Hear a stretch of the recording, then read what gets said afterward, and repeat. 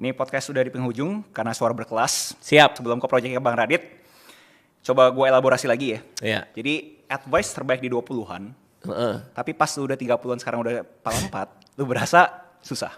Coba gue, karena gue coba nyentil ya. Karena lu tadi komentar, lu berasa semua pencapaian lu tuh biasa aja gitu. Buat gua, Apakah itu advice terbaik di 20-an tapi terburuk di 30-an? bahwa Lu berasa tuh semua biasa aja gitu.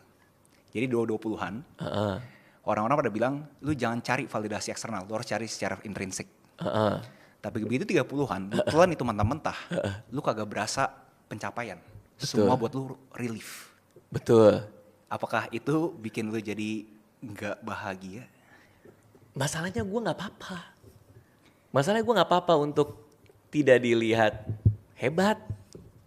Itu persoalan gua. Gua tuh kayak gimana ya? Gua sampai istri gua kadang ngelihat gua, kamu tahu nggak sih kamu bikin buku, kamu nulis ini? Karena gua kayak ya udah gitu loh. Apa ya? Kayak gue biasa aja gua. Pun gua nggak dianggap orang punya pencapaian, itu juga nggak apa-apa buat gua gitu. Dan menurut lu sehat, relationship lu dengan diri lu sendiri kayak gitu gitu? Everything is just relief because you expected to do great things.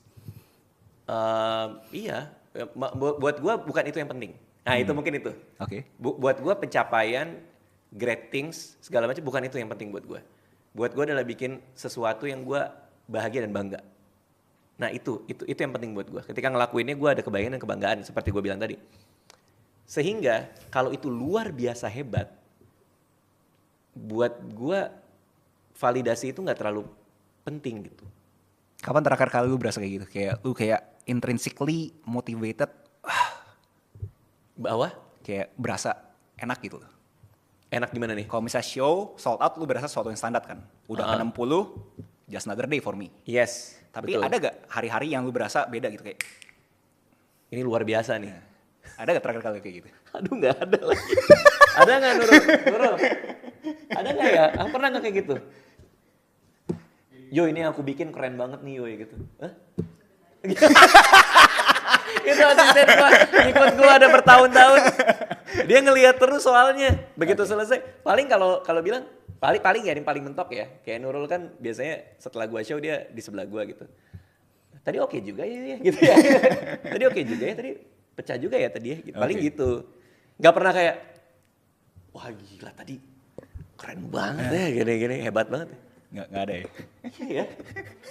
Gak pernah tuh dia saksinya tuh.